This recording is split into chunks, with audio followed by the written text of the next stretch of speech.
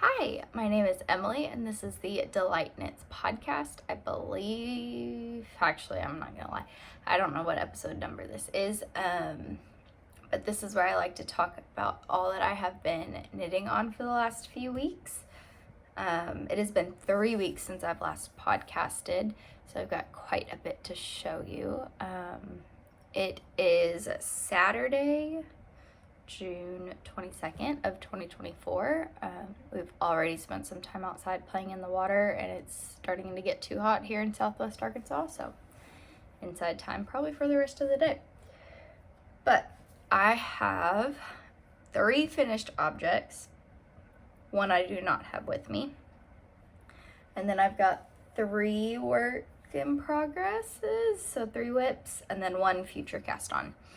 So I guess we can get started with the one that I don't have with me. I finished the sample knit dress that I did, the Meridienne dress. I don't remember who it's by. I will have it linked down below. So I mailed that off last week to Rachel of ZZ Textiles. I will try to put in pictures, but the last time I said that, I don't think I could get my editing app to work with me, so you may or may not get to see pictures. The yarn was her DK and her Surrey, her baby Surrey, in the colorway Nora. Last time, I don't remember where I was at. I think I was like somewhere up in here. It was a bottom up dress. You knit the sleeves separately, and then you attach it all at the yoke and then move on. I think I tried it on, so yeah. So it fit her great. According to what she had told me, I can't wait to see pictures of it and see it at the booth, or just see pictures of it because I'm not going to Flock. So if you are at Flock and you see that, let me know. Let's see, what else do I have? I don't really have much to say about that dress. I did enjoy knitting it. I knit it in about 2.5 weeks. And it's a dress. It's a lot of knitting. So I definitely enjoyed it. But I am a pretty monogamous knitter, despite what today's going to tell you. And so that was pretty much the only thing I did on that 2 weeks. And it was a larger gauge than what I'm used to, so that's why it went so quick. My second finished object is a pair of socks. So here's one, and here is the second. This yarn I got last year at the Arkansas Yarn Crawl from my local yarn store, Knit Unto Others. I don't know the colorway. I don't remember what the brand was, but I knit my socks on 9-inch circulars, US zeros, which is a 2mm. These I did 30 rounds of 2x2 ribbing. I don't remember how much, maybe a 50-row leg, slip stitch, heel flap, and gusset, and then I wear a size 8, and then just normal toe. So I finished these up after I finished that sample dress and cast on another pair of socks, which you'll see. These have been finished, I think I was almost done the last time before my dress sample came in, and so you would have seen that last time where they were almost done. My other finished object is also another pair of socks. These are quite ugly looking, but this is my journey of using up every last scrap of yarn that I have. So, but I like my socks to match, so I split the yarn half and half. If you've been watching, you've heard me say it a while. I take the ball, weigh it, split it in half, and literally knit until it's over. I don't care where it ends. Some of them are not exactly even, so same kind of recipe. I did 30 2x2 ribbing, slip stitch, heel flap, and gusset, and just finished out with the toe. So these are a tad bit different. You can see I used a different brown on this toe, or on this bottom of the foot. I didn't feel like splitting it because I was at work and didn't have my scale. this blue is bigger than this one. But you know what? It's the same amount of rows on the foot. Ooh. Same amount of rows on the foot. That's gonna be in my shoe if I'm not wearing Birkenstocks. Probably won't with these. So yeah, what's that? Let's see if I can tell you what each of these is. So this is yarn that I dyed. I used it in my Stephen West shawlography, and that is the same here. I think I'm finally done with those colors. I think so. This is yarn that I dyed, and I used it in my Slipping Tiles shawl. This is Ruby and Roses, and I believe that one is the sparkle base. I used that in her wedding shawl and in my Mist Tea. This is a Ruby and Roses mini from her advent calendar in 22. This yellow, which this is the same, is from Ruby and Roses. It is, what did she call it? Love Story from her Taylor Swift collection. I had done a sample for her, the birch pullover, and before I started with the birch, it was going to be the stone crop. And so I'd started it with, and actually this was gonna be the other half of it, willow right here. And that color work just didn't work. And so I had all these little pieces. I had 4 little pieces, which are all right there. And so they're not even, they're all split up that way just because. This is some more of the, I don't know what colorway that is. I can't remember it. The dark blue is some of the camel's yarn. You can hear my kids, I'm sorry. Some of the camel's yarn leftovers from my multiple projects. But I had already had it split in half from my Radvent cardigan. And so I just hadn't used that little bit. I wasn't going to use it in the other project I used, the Advent leftovers. So I already told you what this brown was. And then these browns are stuff that I dyed, I believe, for my Slipping Tiles shawl. So yeah, that was a lot. So 2 pairs of socks done. I've done a lot of socks this year so far. A lot of scrappy socks. I'm on a stash busting kick, and we're getting through it. Speaking of socks, in my first original String Crazy bag that I got last year, I have a new pair of socks. Another pair. This is on my, I think it's the Tangerine Designs yarn binder. I don't remember what they're called. But I have this in the bag to keep it a little protected. And for knitting in the car, because I can't really put it on my wrist and knit in the car. So this is Desert Vista Dye Works yarn on her Bizzo base in National Emo Day. I got it on a D-stash, and I've had it for quite some time. I bought this last week from the Yarn Adventure truck who came to our local yarn store, Knit and Others. I bought this and some needle stoppers and a sticker. Probably won't see the sticker, but that's okay. So, National Emo Day. I have knit on this for 2 days and that's it.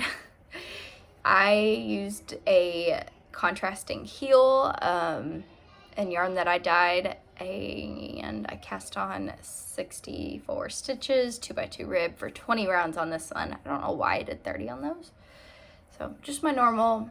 I'm done with the gusset decreases and I'm on to the sock. I do use markers to mark every 10 rounds. I'd put a different color. I don't know if you can see, yeah, a little bit. These are like gunmetal silver, and then this is true silver. And that's where I mark the heel so I can count my rows for the foot. And that's about that. Nothing special.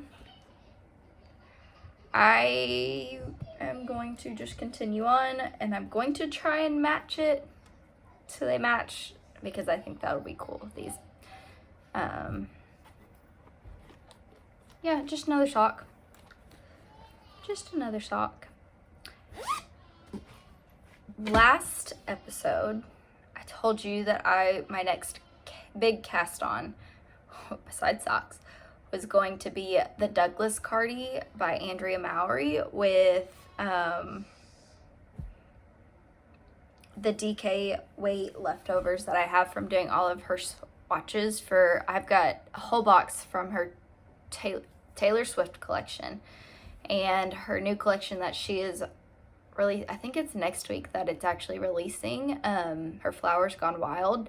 And so this might be a spoiler. I don't know if all of these have been released yet. They might already have, I don't know. But I think one of them's a Taylor Swift colorway, one of them is, and most of them are the Flowers Gone Wild. And then the gray contrast is Mace of Skeins Stone Gaze, I want to say was what it is.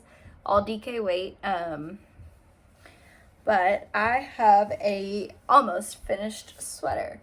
So here's my striping sequence. I literally just have to pick up the collar. I have been blocking it for the last couple days. I wove in all the ends. It's a mess.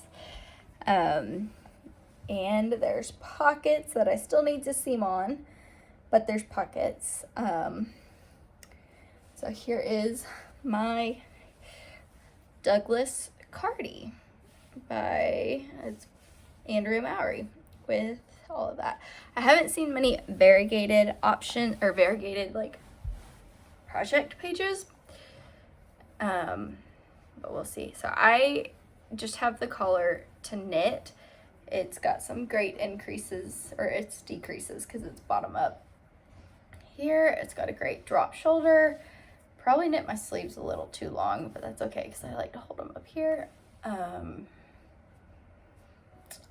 Yeah, that's that. I love how Macy's yarn matches with this. This is gonna be my new like keep at work jacket. So I am going to, instead of the pattern tells you to knit the collar separately and then seam it on, I hate seaming. So seaming the pockets is more than enough. And so I'm going to do what I did with my Cardi and knit them on. Knit it as I go on, kind of like what you see with the jelly roll blanket, and all of that kind of stuff, where you just knit up as you go. I am not gonna do buttonholes. I don't think I would ever use them, so I'm not gonna do it. And yeah, I enjoy it a lot. I do. I know she's, yeah, that's, I don't really have much else to say. Oh, what size did I knit? I think I knit the 3rd size. And so in speaking of this, I am going to, I had my mom pick out some colors because I have so many DK weight leftovers. In my stash busting mindset, I had my mom pick out some colors and we are going to get this, knit her one. So in my other String Crazy bag, which I think she has some in her shop, I'm going to try and link her Etsy shop. I absolutely love it. It sits up on its own, but these are the colorways that we're going to use. Took a picture of the striping order. I want to say it starts like right here and it goes this way and around to here. Well, or it starts like over here and it goes around in this way, something like that. But those are not going to be next to each other. I know this one splits it, and I might change up the order a little bit. We'll see. That's what I'm going to make this in a size up. And then her contrast color, like where my grays are, I ordered some writer's block to go with it. So I think that'll work out nicely. Yeah, so I've got 2 skeins of that came in literally today. Went and got them out of the mailbox. those kids. So this will be my next cast on. So I'm stash busting those DK waist skeins. And I almost ran out of this color, and then I have enough, I think, to seam for this color. And then the rest I have, or I guess it's just these 3 that are left. I've got just a little, like, varying sizes. So it was a great stash buster. So we've got future project. I go through these really fast. So here is, let's see. My next project is one that I've been thinking about knitting for over a year now. I have been wanting to design a sweater, and I took at DFW Fiberfest a designing with brioche class with Leslie Ann Robinson, and knit kind of a little mini swatch and haven't done anything since. Where am I at? And so, or I've completely ripped it out, and now I'm gonna take this off. Now I've started. Cast it on last night. I've already got like 3 pages of notes. It's going to have brioche, and it might be a little intermediate, but here we are. So I have hair all over it. And I don't remember the colorways, but this is gonna be my first sample. I already wanna make a change to the cast on number. But this is the center front. I have knit the ribbing. I did short rows in the ribbing because sometimes your short rows like stick out. And I don't wanna do short rows in brioche because those really stick out. But like sometimes you can see your German short rows turns. In normal, just stocking knitting.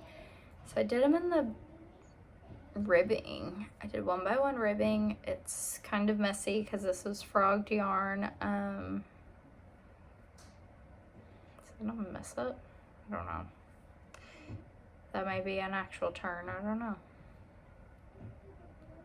But I've started the brioche, I've started the increases, and we're gonna see how they turn out. I'm kind of excited. Let's see if I can get it on over my in this without getting all tangled up.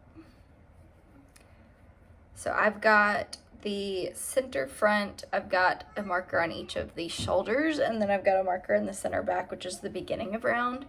And the way that, I think I have kind of a sketch going. Let's see.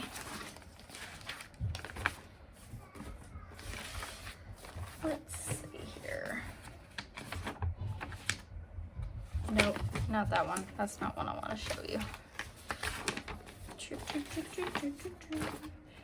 So I'm going to knit it like this, where it's going to be a square, and this is the front. So we're going to have a point coming here. We're going to have a point coming down here, and a point in the back to where it'll kind of look like this. And then we'll do short rows to join under the arms. And you'll have to do short rows until you get even to go down, and short rows here. After doing that V-back tee, I'm like, I don't know if I want to do all these short rows again, but I've had this in my mind forever. I'm going to do it. I feel like, okay, it's like I feel like my German short rows weren't even, but I know they were. I think they were. So yeah, let me know what you think of my possible sweater design. It's brioche at the top, and then it'll be stocking knit, and I think I can kind of manipulate it to do a non-brioche version where I do either garter, although I don't want to have to do a whole bunch of purling at the end. we'll see. We will see. Let's get one done and see if I even want to do this designing mess. But that, I think, is all. Oh, let me see if I have those stitch stoppers that I purchased. I think they're in the other bag. They're little white coffee cups that say fueled by coffee. Yeah, here's my little swatch to figure out increases. So this was the 4-stitch increase, which left a really big hole, and I don't want those holes going down here, like down in my increases. So let's see. This is the front of the work, where this would be my marker, like at the center, and it goes like that to increase, where you would always have that branching off, but I want one line that's going straight down. So we're increasing on the purl row to where it'll look like that, I hope. So instead of it, you have that one line that's going, instead of it always branching off and adding 2 more.